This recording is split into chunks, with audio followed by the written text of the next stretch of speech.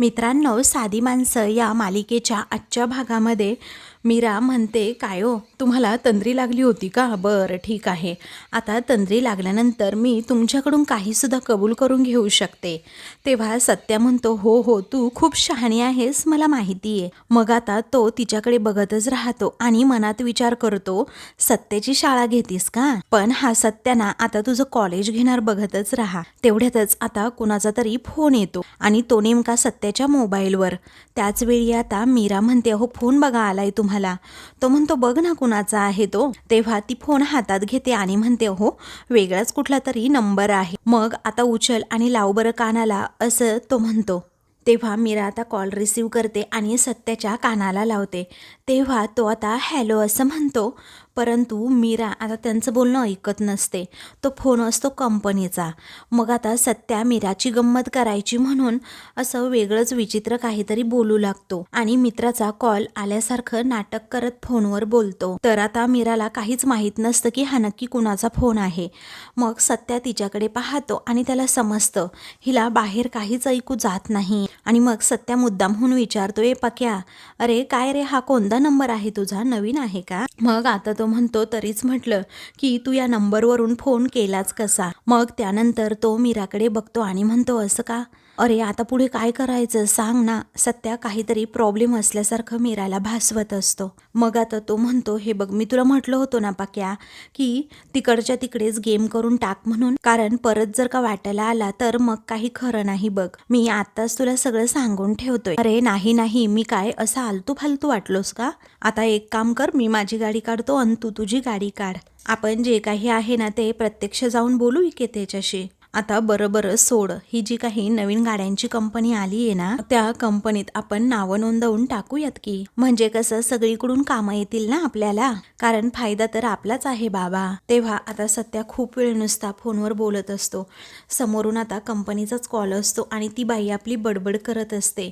पण सत्या आपलं पक्याबरोबर फोनवर बोलण्यासारखं नाटक करतो. मीरा म्हणत असते, हो मला कामं आहे, तुम्ही घ्या की तुमचा फोन हातात. तरीही सत्य ऐकायला तयारच नसतो. तो आता वेगवेगळ्या गोष्टींवर आपल्या मित्रांबरोबर बोलत असतो.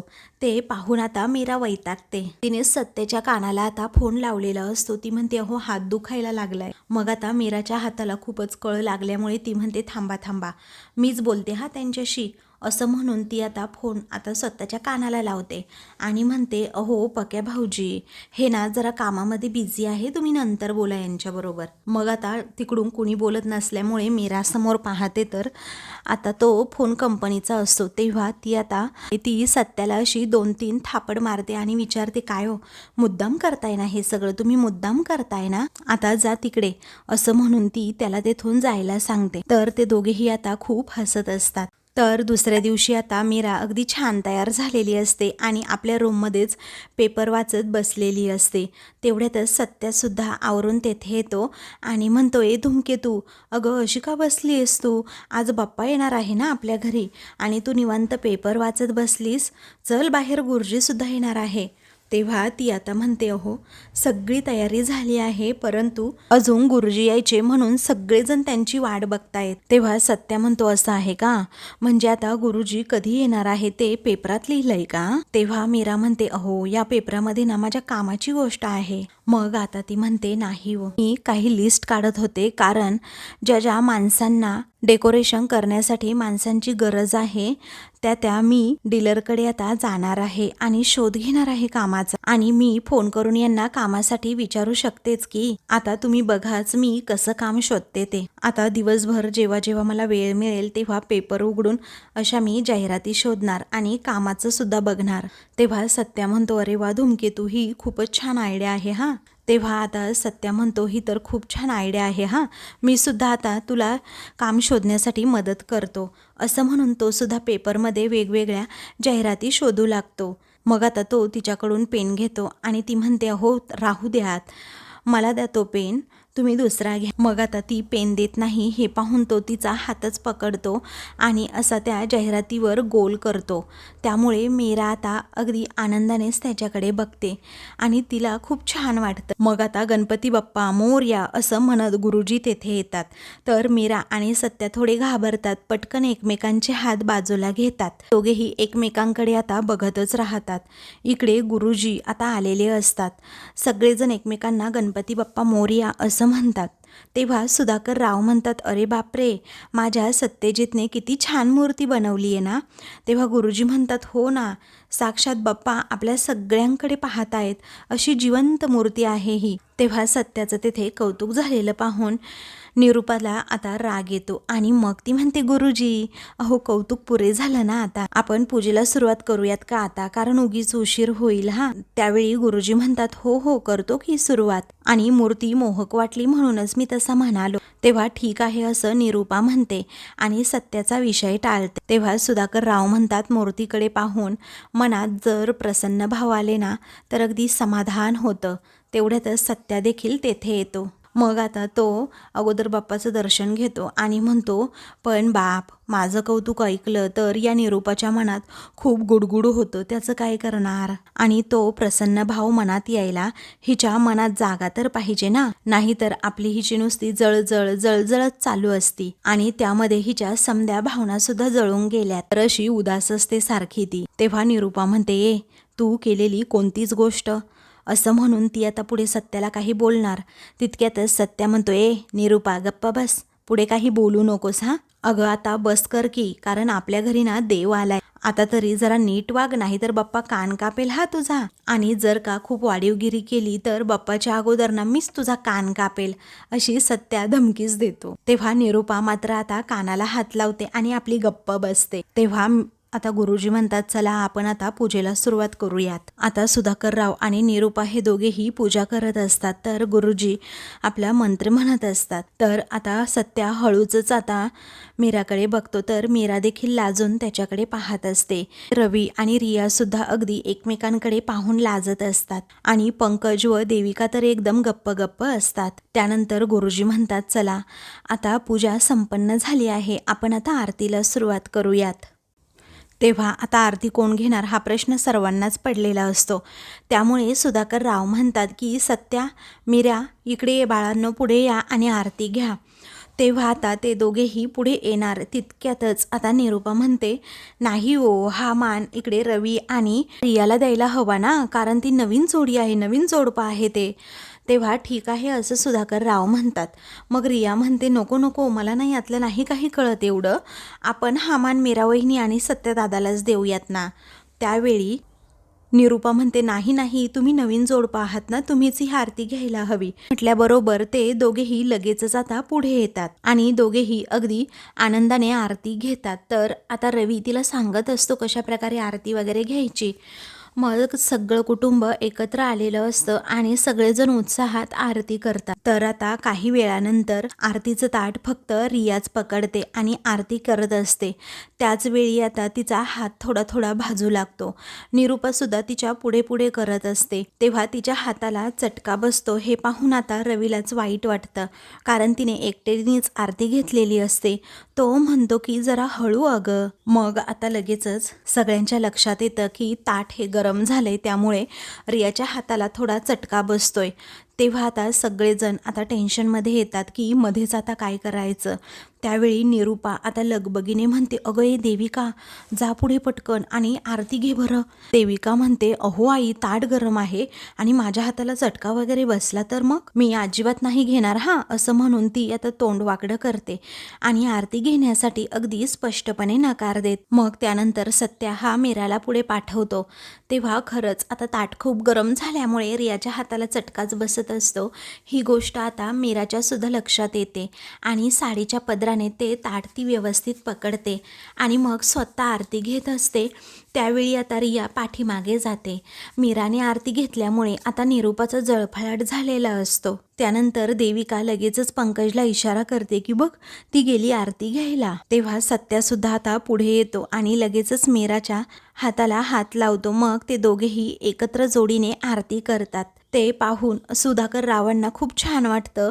तर आता निरूपाचा मात्र नेहमीसारखा जळफळाटच होतो. तर रियाचा हात आता भाजला म्हणून ती जरा नुसती आपल्या हाताकडे बघते आणि फुंकर मारत असते. आता काही वेळानंतर आरतीसुद्धा संपन्न होते. आरती संपन्न झाल्यानंतर सगळेजण आता पुढे येतात आणि आरती घेत असतात. त्यानंतर आता गुरुजी म्हणतात, गणपती बाप्पा मोरया, मूर्ती मोरया, उंदीर मामा की जय, असं सगळेजण आता गुरुजींपाठोपाठ म्हणू लागतात. तेवढ्यातच आजी आता कोल्हापूरवरून आलेल्या असतात. दरवाजात उभ्या राहतात आणि अगदी आनंदानेच त्या बाप्पाकडे बघतात आणि सर्वांना विचारतात, आले का आपल्या घरी बाप्पा? तेव्हा आजी पुन्हा आली म्हणून इकडे निरूपा, देविका, त्याचबरोबर पंकज या सगळ्यांनाच खूप असं टेन्शन येतं. तर सत्या, मीरा आणि सुधाकर राव या सगळ्यांनाच खूप आनंद होतो. मीरा लगबगीनेच पुढे जाते आणि म्हणते, आजी मी आले हां, असं म्हणून ती पुढे जाते. आजीची बॅग हातातून घेते आणि लगेचच आशीर्वाद देखील घेते. त्यानंतर सत्या म्हणतोय, निरूपा आत्ता बोल नक्की काय बोलत होतीस ग तू? तेव्हा आजीसमोरच सत्याने हा प्रश्न विचारल्यामुळे आता निरूपा खूपच घाबरते आणि आपली लगेचच तेथून निघून जाते. तेव्हा आता सगळेजण एकमेकांकडे बघतच राहतात. आजी विचारतात, काय रे तिला काय झालं असं अचानक? मग आता सत्या म्हणतो, तिचं जाऊ दे ग, नेहमीच आपलं, पण तुझं दर्शन वगैरे कसं झालं तिकडे? मग आता लगेचच मीरा म्हणते, आजी तुम्ही दर्शन घ्या, मी तुम्हाला प्रसाद देते हां. मग आजी म्हणतात, हो अगं हो, पण अगोदर ना मी आंघोळ करते आणि मग कोल्हापूरवरून आणलेला प्रसाद तुम्हाला देते, चालेल का? तेव्हा हो आजी, असं आता मीरा म्हणते. मग आता त्यानंतर गुरुजी हे तेथून जातात. तर सर्वजण आपापल्या कामाला लागतात. इकडे आता आजीची आंघोळ वगैरे सुद्धा झालेली असते आणि बाप्पा आल्यामुळे आजीने नवी कोरी साडी नेसलेली असते. पण आजीचं मनच कशात लागत नसतं. काही वेळानंतर सुधाकर राव हे तेथे येतात आणि विचारतात, काय गाई, काय झालं तुला? तू असा चेहरा पाडून का बरं बसलीस? त्यावेळी आजीच्या मनात असणारी खंत त्या बोलून दाखवतात. त्या विचारतात, मला सांग सुद्धा, तुला आठवतंय ना, पूर्वी घर कसं रे अगदी भरलेलं असायचं. अरे जेव्हा तू लहान होतास ना, तेव्हा आम्ही घरातल्या सगळ्या सुना असं एकत्र मिळून काम करायचो आणि अगदी आनंदाने गणपती बाप्पाचा सण उत्सव साजरा करायचो. आता आजी हे सुधाकर रावांना जेव्हा सांगत असतात तेव्हा मात्र आता मीरा बाहेर येते आणि सगळं काही बोलणं ऐकत असते. कारण ती आजीसाठी चहा घेऊन आल्यामुळे सगळं आजीचं बोलणं तिच्या कानावर पडतं. तेव्हा आता सुधाकर राव इकडे म्हणतात, की मला आठवतंय नाही, अगं गणपती बाप्पा म्हटल्यानंतर आता सगळी रेलचेल मला ती आठवतीये ना. अगं नुसती स्वयंपाकाची लगबग असायची आपल्या घरात आणि तुम्ही सगळ्या बायका मिळून काय काय करायचात. मग आता आजी म्हणते, अरे त्यातच खरा आनंद असतो, पण आता बघ ना काही तसं राहिलं नाहीये. म्हणजे बघ ना तू सुद्धा, आता तुझं घर सुद्धा भरलेलं आहे, तुला 3-3 सुना सुद्धा आहे, पण कसं आहे ना, तिघींची तोंड 3 दिशेला आणि त्यात तुझी बायको ती तर वेगळंच काहीतरी रसायन आहे. अरे तिने खरं तर सर्वांना असं एकत्र ठेवायला हवं, परंतु नाही, तिचं आपलं ना वेगळंच काहीतरी सुरू असतं. आपलं देविका आणि रिया करत बसायचं. अरे मलाच असं कधी कधी वाटतं की एक सासू म्हणून मी माझ्या सोनेला शिस्त लावायला कमी पडले की काय. तेव्हा सुधाकर राव म्हणतात, तसं नाही गाई, निरूपा तशीच आहे पहिल्यापासून, तुला माहीत आहे ना. तर आता मीरा सगळं बाहेर उभी राहून ऐकत असते आणि त्यामुळे तिला सुद्धा वाईटच वाटतं, कारण तिला सुद्धा सगळेजण एकत्र हवे असतात. इकडे आता आजी म्हणते, बघ ना आता मीराज सगळं काही एकटी करतीये. अरे बाकीचे बघ ना, गणपती आला काय आणि बाकीचे दिवस काय, सगळं काही सारखंच आहे. अरे तिने एकटे डेकोरेशनची तयारी केली, त्याचबरोबर सत्याने मूर्ती घडवली, मीरा एकटीने नैवेद्य केला, सगळं काही ती एकटीच करते. पण सगळ्यांनी मिळून जर या गोष्टी केल्या तर किती आनंद होईल ना बाप्पाला पण. तेव्हा सुधाकर राव म्हणतात, ते तर आहेच अगं आई, पण आता काही माणसाला बदलता येतं का, मला सांग बरं. कारण जे आपल्या वाट्याला आलंय ते स्वीकारायचं आणि जायचं आपलं पुढे, काय करायचं त्यात, असं म्हणून ते सांगू लागतात. इच्छा तर माझी सुद्धा खूप आहे ग, पण असं मारून मुटकून करून घेण्यामध्ये तरी काय अर्थ आहे सांग बरं. तेव्हा आजी म्हणतात, हो ना ते सुद्धा बरोबरच आहे म्हणा. तर मीरा आता हे सगळं ऐकत असताना तिच्या डोळ्यातनं पाणी येतं, कारण आजीविषयी तिला वाईट वाटतं. तेवढ्यातच आता निरूपाही तेथे येते आणि मीराच्या हातात असणारा चहाचा ट्रे स्वतःजवळ घेते आणि म्हणते, दे इकडे ते, आणि तुझा आणि ते नैवेद्याचं बघ अगोदर.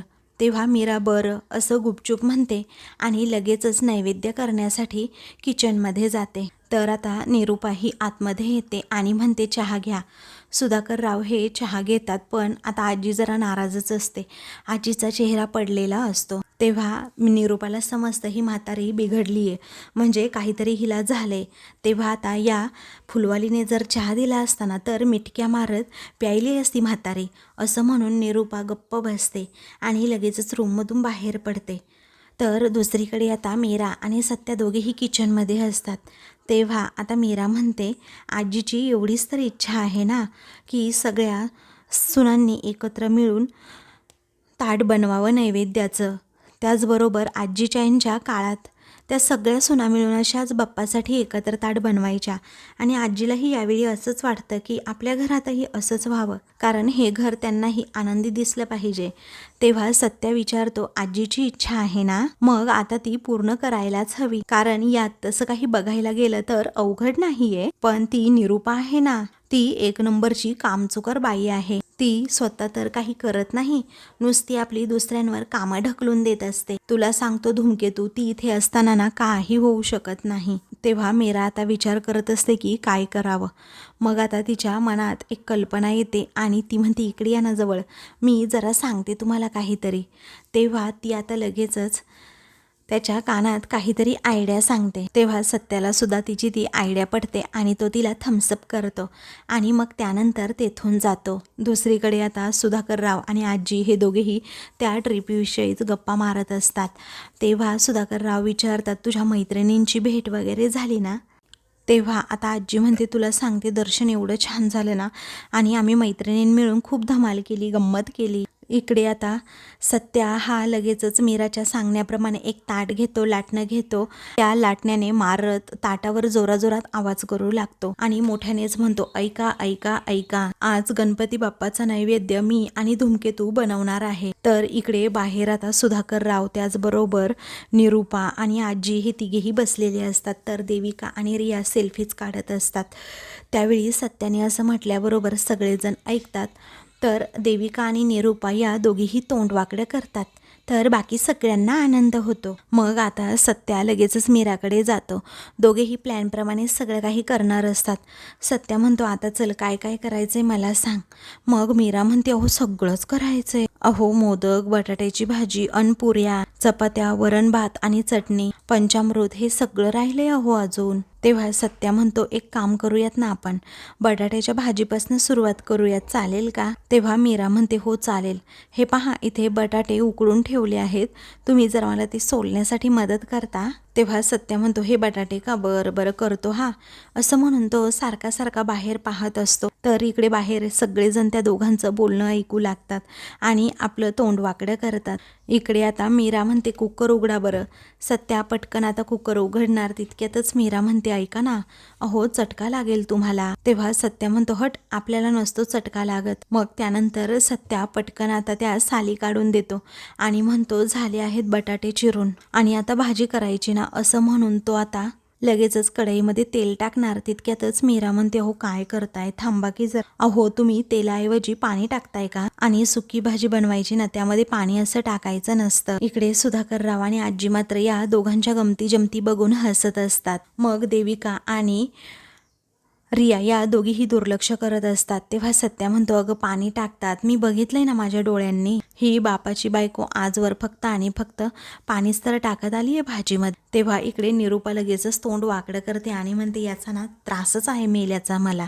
तेव्हा मीरा म्हणते हो का, पण आमच्याकडे अशी पद्धत नाहीये बाबा. तेव्हा सत्या म्हणतो अगं पण निरूपा खरोखर पाणी घालते, मी स्वतः किती वेळा पाहिलंय. तर मग आता सुधाकर रावांना समजत असतं की यांचं नक्की काय चाललंय. तेव्हा निरूपा म्हणते माझ्या नावाने ना हा काही पण सांगतोय. आता मला सांगा सुक्या बटाट्याच्या भाजीत कोण पाणी घालतं बरं. तर आता सत्या म्हणतो निरूपाची ना हीच पद्धत आहे, तू ना पाहिजे तर एकदा खाऊन बघ. मग मीरा म्हणते अहो पण सुकी भाजी बनवायची आहे ना, पण पाणी टाकलं तर ती ओली होणार. तेव्हा सत्या म्हणतो आधी पाणी टाकायचं, तेल न टाकता, मग काय करायचं त्यात बटाटा टाकायचा आणि गॅस मोठा करायचा की थोड्या टायमाने ते सगळं पाणी सुकून जाते. अगं निरूपा अशीच भाजी करते, तू नाही खाल्ली का निरूपाच्या हातची भाजी? तेव्हा मीरा म्हणते असं का, पण असं नाही हो करत कोणी सध्या, अहो अशी नाही होणार भाजी. मग आता आजी या निरूपाकडे बघतात.